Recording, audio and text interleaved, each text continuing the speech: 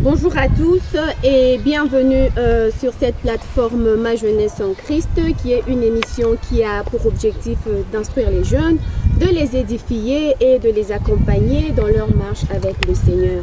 Alors merci de nous suivre partout, merci de nous faire confiance. Je ne suis pas seule sur ce plateau, je suis accompagnée de mon co-présentateur qui s'appelle Chanel. Bonjour Honorine. Bonjour et bienvenue. Merci, tu vas bien? Ça va? Heureux de te retrouver, ça fait beaucoup de jours. Ouais. Je pense que ça serait une nouvelle aventure pour toutes ces personnes qui vont nous regarder pour cette deuxième phase de Ma Jeunesse en Christ, parce qu'on a produit des émissions pour une première partie. Là, c'est la deuxième partie. Et surtout, on a choisi le mois de juillet, qui est un mois qui est au milieu de l'année, pour permettre à tous ces gens-là de nous retrouver. En tout cas, je leur souhaite encore une bienvenue et merci à toutes ces personnes qui réalisent cet après-midi.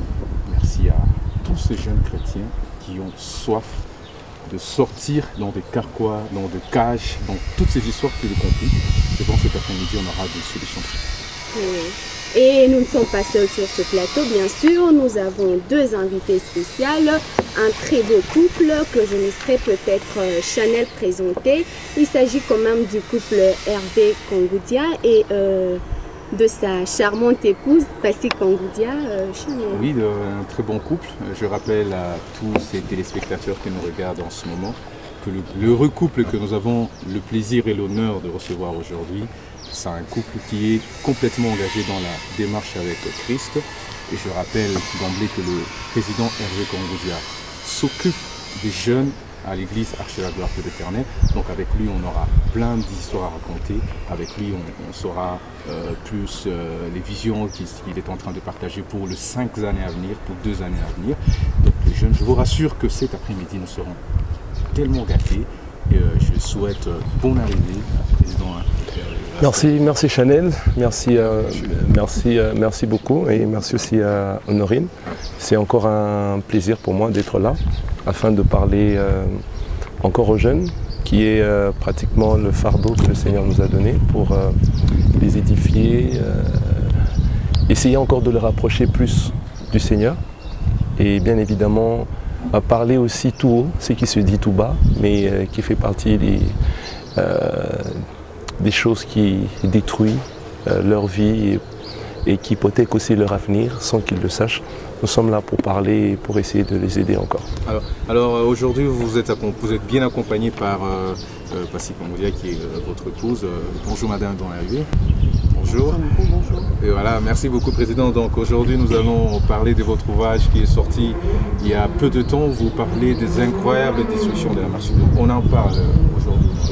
Qu'est-ce que tu en penses? Ouais, c'est un sujet très vaste et un sujet qui est très fréquent au milieu de jeunes et la plupart n'aiment pas en parler. C'est un sujet de moins en moins parlé. Pourquoi? Parce que c'est très sensible, ça nous touche en tant que jeunes. Mais le berger Hervé a écrit un livre là-dessus et je crois qu'il a beaucoup à nous apprendre parce que moi personnellement je suis très curieuse de savoir ce qui se trouve dans ce livre-là. Alors berger Hervé Kongoudia, parlez-nous de votre livre. Merci. Ce livre, je l'ai écrit sur 2 volets. Parce qu'on dit souvent que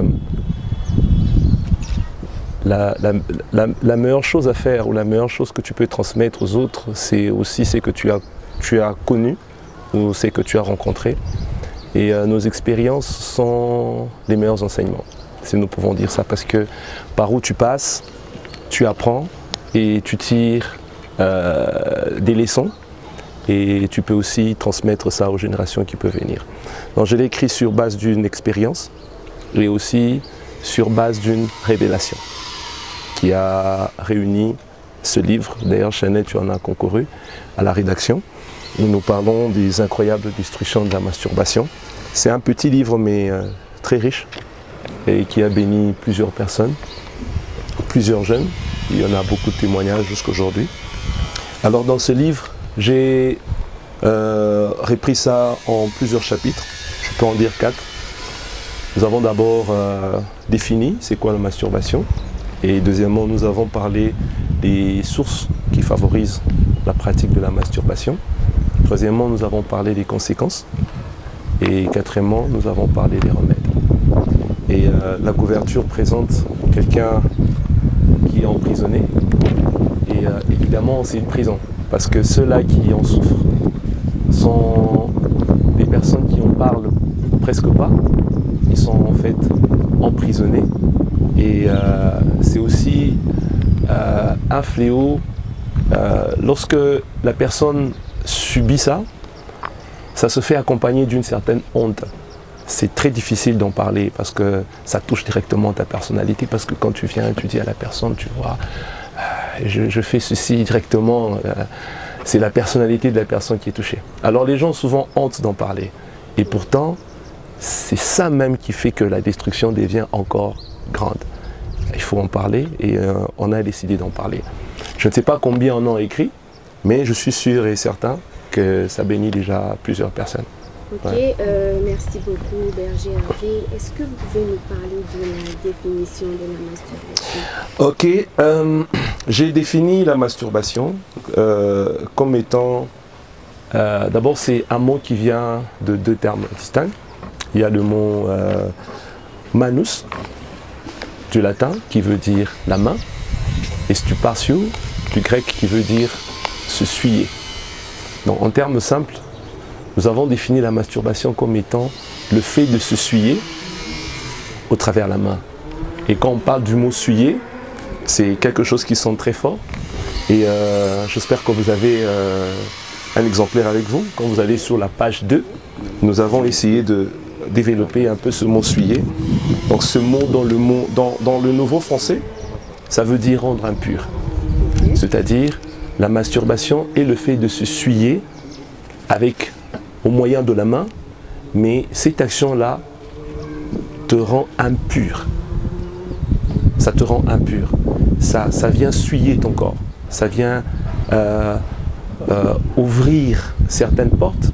Et nous avons amené la définition de ce mot un peu plus loin en disant ça permet à ce que, parce que le mot suyer renferme au fond aussi un mot qui veut aussi dire l'enfer.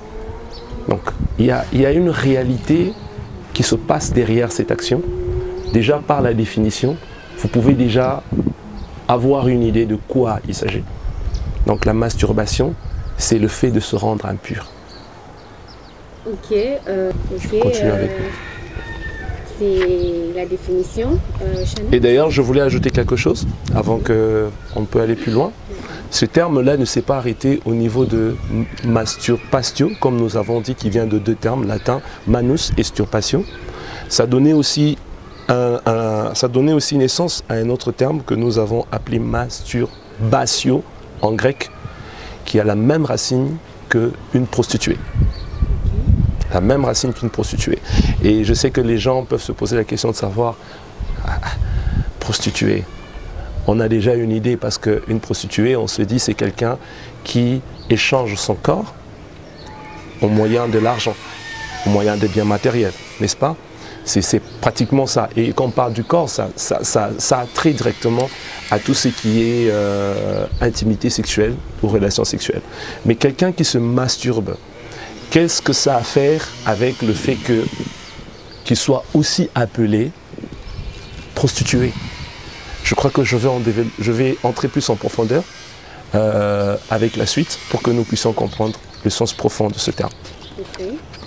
Et Chanel, est-ce que tu as quelque chose à dire? Oui, justement, parce que en parcourant le livre, l'homme de Dieu nous a fait une démonstration. Il a dit comment Dieu a créé l'homme, il sait comment les choses se sont passées normalement, le chien s'occupe normalement des animaux et tout ça. Mais pourquoi? Quels sont les goûts qui poussent l'homme, qui poussent ces jeunes gens à cette pratique? Est-ce que vous en avez une idée? Qu'est-ce qui leur motive? D'abord, ce qu'il faut savoir, c'est que la masturbation, ça ne peut pas se justifier par la science. La masturbation, c'est un esprit, c'est démoniaque.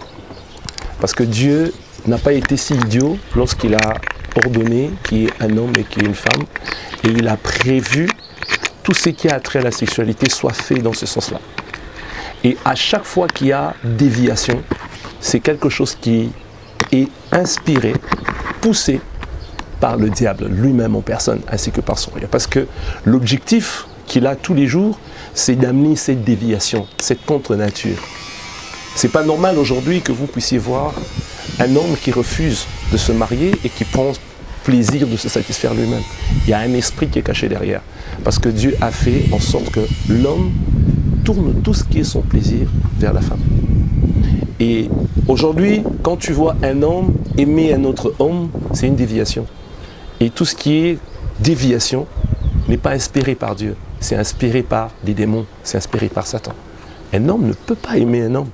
C'est contre nature. Une femme ne peut pas aimer une femme. C'est contre nature. Et un homme ne peut pas se satisfaire lui-même. C'est contre nature. Et tout ce qui est contre nature est inspiré par un esprit démoniaque. Alors, Président, moi j'aimerais plus savoir qu'est-ce que l'on perd quand il se livre à ce genre de pratiques. C'est bon.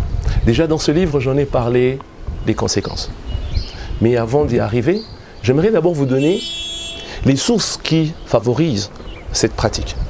Parce que tout ne commence pas un matin, quelqu'un qui se réveille et puis il commence à pratiquer cela. Il y a toujours des causes. Et pour traiter une maladie, pour traiter un fléau, pour traiter un problème, il faut toujours aller à la source. Et la solution sera mieux trouvée parce que tu sais exactement ce qui a causé ce dégât. Et la masturbation ne commence pas comme ça. Il y a des sources qui les favorisent. Dans ce livre, j'en ai parlé. Et entre autres, j'en ai cité comme première source, c'est d'abord les images et les films pornographiques. La plupart des jeunes qui se livrent à la pornographie finissent par être victimes de la pratique de la masturbation. Toujours. Ça a toujours été le point qui, comment je peux appeler ça, comme étant le point phare. J'ai eu à prier pour plusieurs jeunes, j'ai eu à traiter ce problème, j'ai eu à rencontrer plusieurs jeunes. Je peux même dire 99% n'étaient pas exclus des films et des images pornographiques. Pourquoi? C'est simple. Quand quelqu'un n'est pas marié, tout comme il peut être marié, quand il se livre à ces images, tout à fait normal que son corps puisse réagir. Mais s'il arrivait qu'il n'a pas son partenaire à côté de lui, le fait que le corps est en train de réclamer, on a besoin de lui répondre. C'est comme quelqu'un qui a soif. Plus il a soif, plus il a besoin de boire de l'eau. Alors plus j'ai soif, j'ai besoin de boire de l'eau. Et qu'est-ce qui peut arriver quand quelqu'un a soif? Même s'il ne trouve pas l'eau potable, tout ce qu'il peut trouver devant lui qui ressemble à l'eau, il va boire. C'est au fait ça aussi que ça se passe au niveau de la masturbation. C'est que la plupart se retrouvent directement emprisonnés par ça parce que les images qu'ils regardent font réagir leur corps et quand leur corps réagisse, ils se donnent satisfaction. Mais ces images qui les occasionnent, mais c'est Satan lui-même. C'est le monde des thèmes, c'est un esprit au fait. C'est au fait pour vous pousser à ça. Et à chaque fois qu'il se met à le faire, vous allez vous rendre compte que ceux-là qui commencent ont du mal à terminer. Ça devient maintenant une maladie, ça devient tellement difficile de sortir. Vous vous rappelez, dans les émissions précédentes, j'en avais parlé. Et j'avais dit, le péché est tellement bon quand tu le consommes. Mais le problème, c'est que nous ne pensons pas souvent aux conséquences qui arrivent après. Je ne sais pas si j'ai répondu à ta question. Oui, il y a en dehors des images et des films pornographiques, il y a comme deuxième source le rejet. Le rejet est aussi un élément qui est parmi les sources qui favorisent la masturbation. Et quand nous rentrons dans la Bible nous parle par rapport au rejet. La Bible nous parle par rapport au rejet. Et la Bible, quand il parle du rejet, d'abord quand vous venez au niveau de Genèse, chapitre 2, verset 18 à 20, Dieu dit « Il n'est pas bon que l'homme soit seul ». Ce verset ne parle pas seulement du mariage, mais ce verset nous rappelle aussi que l'homme est appelé à vivre au milieu des autres. Il a toujours besoin de quelqu'un qui l'accompagne. L'homme est un être social. Il vit dans une société et il a toujours besoin de l'affection des autres. Il a toujours besoin de sentir l'amour des autres. Il a toujours besoin de voir le soutien des autres. Et si ça arrivait que ça manque, ça a des conséquences que ça amène sur cette personne. Et au niveau de la pratique de la masturbation, toutes les personnes qui ont connu le rejet dans leur vie ont souvent tendance à se retirer sur eux-mêmes. Et quand ils se retirent sur eux-mêmes, Ces genres de pensées arrivent pourquoi? Parce qu'il trouve maintenant qu'il peut se satisfaire lui-même. Et en cherchant sa propre satisfaction, c'est là que la masturbation, cet esprit, trouve aussi une porte d'entrée. 80% de ceux qui sont dans cette pratique ont connu quelque part aussi le rejet. Les parents qui ont divorcé, ça peut être ses parents qui l'ont rejeté, ça peut être un manque d'affection, manque d'amour, un enfant qui a grandi dans une maison et où ses parents sont mortaux et il se retrouve dans une famille où il ne reçoit pas le même amour. Qu'est-ce qui va se passer? Il va commencer à se replier sur lui-même. Et en cherchant à se replier sur lui-même, ça va directement occasionner cette pratique de la masturbation. Et j'en ai enfoncé du coup en disant ceci. Quand nous lisons 1 Jean chapitre 4, le verset 20, la Bible même dit que si quelqu'un dit que j'aime Dieu et que j'arrive à haïr mon frère, la Bible le considère comme étant un menteur. Et pour nous, aujourd'hui, en tant que jeunes, et j'aimerais aussi parler aux parents, c'est très important de montrer toujours de l'amour et de l'affection pour vos enfants. Parce que le rejet peut les amener à cette pratique et les exposer à des esprits. Et c'est quelque chose qui est vraiment très dangereux. Et quand vous prenez 1 Timothée chapitre 5, le verset 8, la Bible dit, si quelqu'un ne prend pas soin des siens, et principalement de ceux de sa famille, il a régné sa foi, il est pire qu'un païen. C'est très important. Le rejet, c'est parmi les choses qui, aujourd'hui, font que nous avons beaucoup de blessures intérieures. Même dans les églises, même dans nos communautés, on a beaucoup de blessés. On peut les appeler blessés des guerres, ou je ne sais pas, ou quoi, tout ce que vous voulez, je ne sais pas. Mais le monde, actuellement, est rempli de beaucoup de blessés. Il y a beaucoup de gens qui ont des blessures intérieures à cause du rejet. Parce que seulement quelqu'un l'a fait mal, quelqu'un l'a abandonné, quelqu'un l'a rejeté. Et ces choses font que les personnes qui souffrent du rejet sont exposées directement à cet esprit de la masturbation. Et c'est vraiment très important. Et dans ce livre, nous avons dit ceux qui souffrent du rejet, la masturbation devient pour eux un moyen de se donner du plaisir, de tenter d'effacer les tristesses et les douleurs qu'ils ont reçues à l'intérieur d'eux. Ça devient un moyen. Mais en réalité, ça ne les aide pas, ça les expose encore davantage. Parce qu'en fait, c'est ça que le diable cherche. Il est là que pour détruire, égorger et dérober. Et la Bible dit, heureux l'homme qui ne marche pas selon les conseils des méchants, qui ne s'arrête pas sur la voie des pécheurs, et qui ne s'assied pas en compagnie des moqueurs. Et ça, c'est David qui en parlait. Et quand vous venez dans Jérémie, Jérémie dit, je ne suis pas assis dans l'assemblée des moqueurs, des personnes des mauvaises conduites. Jérémie en a enfoncé le clou, pour vous dire que la Bible renferme tout. Et Paul revient dans 1 Corinthiens, il dit que les mauvaises compagnies corrompent les bonnes mœurs. Par ta fréquentation, tu peux amener toute ta destinée, toute ta vie à être déviée. Et nous insistons aussi beaucoup sur les types des personnes que nous fréquentons. J'en ai rencontré des jeunes qui se sont retrouvés dans cette pratique, dans cet emprisonnement, simplement parce qu'il a été conseillé par un ami ou une amie de l'école. Il lui a dit, tu sais, en écoutant, la Bible dit que la foi vient de ce qu'on entend. Plus tu entends, tu finis par croire et tu te retrouves dans cette pratique et tu ne sais plus t'en sortir. Donc, il faut savoir choisir ses amis. Et les mauvaises compagnies font aussi partie des sources qui favorisent la masturbation. Et il y a une autre source aussi que nous avons parlé, il s'agit de l'oppression démoniaque. Écoutez ce que Ecclésiaste dit dans Ecclésiaste 7, le chapitre 7, la Bible dit « L'oppression rend insensé le sage, et le présent corrompt le cœur. » C'est-à-dire quoi? C'est quoi une oppression? Je ne sais pas comment je peux définir ça, mais une oppression, Chanel, c'est tout un mystère qui se passe sur le plan spirituel, mais qui vient te pousser à poser des actes qui, au lieu que ça te rapproche de Dieu, au lieu que ça te rapproche à une certaine bénédiction, je peux dire ça, au lieu que ça te rapproche de ce qui est bien, mais ça te pousse à poser des actes qui peuvent sacrifier toute ta destinée. C'est possible. Vous voyez quelqu'un qui est assis et tout d'un coup, il sent de mauvaises pensées monter en lui. Mais d'où ça vient? Il y a des gens qui souffrent de ça. Ils sentent l'envie de se pendre. il est assis calmement dans son salon, je ne sais pas, dans sa chambre. Il a tout d'un coup des pensées qui remontent où il a envie de se pendre.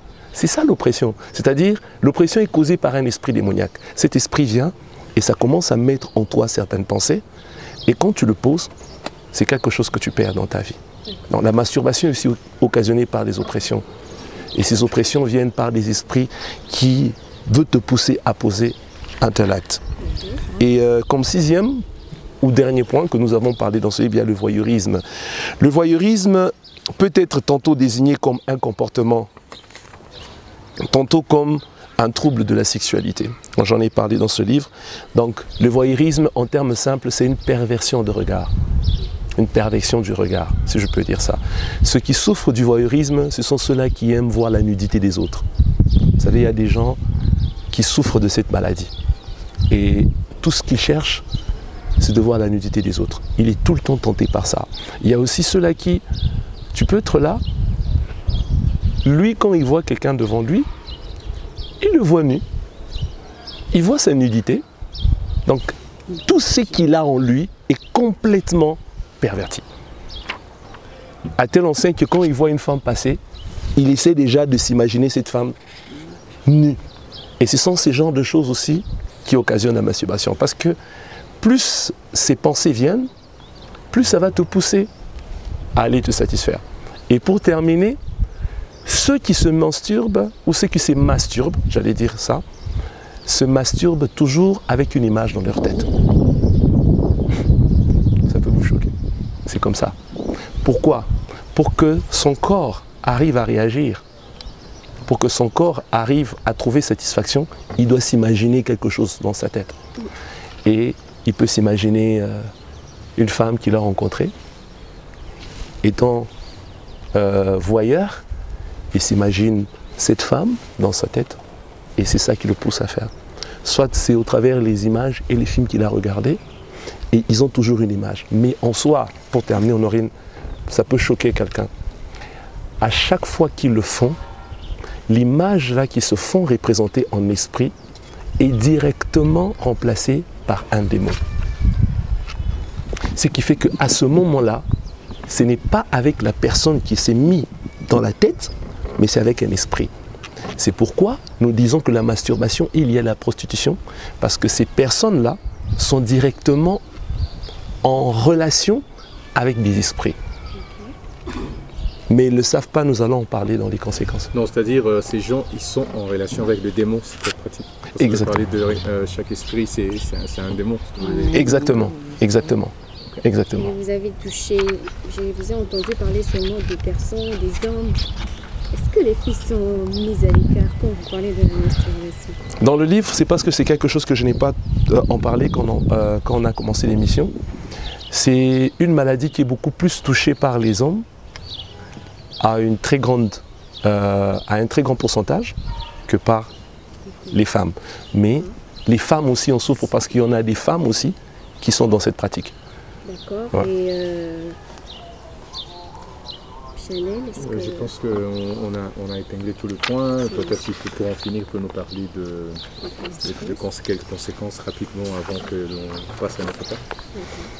Parlant de conséquences, je vais aller rapidement. Pour ceux-là qui auront besoin de lire le livre en intégralité, avec tous les éléments, parce que nous ne saurons pas expliquer tout le livre, ils pourront toujours nous écrire et nous contacter, et nous saurons comment leur faire parvenir le livre.